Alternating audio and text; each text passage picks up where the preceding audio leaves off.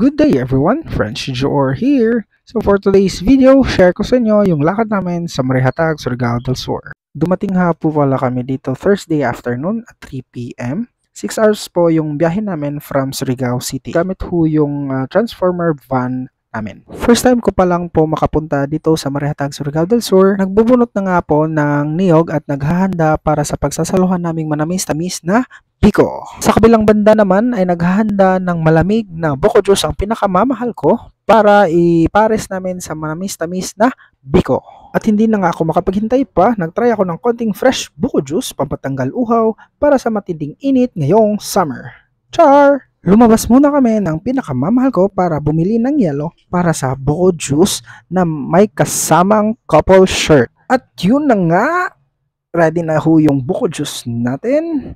And eto na, try natin. Ayun, ang sarap. At ayun, ready na din pala yung manamis-tamis na biko. At yun, ito try natin. Ready? Parang ang sarap. Okay, uy, sumama pa ha. Ayun, sarap na sarap.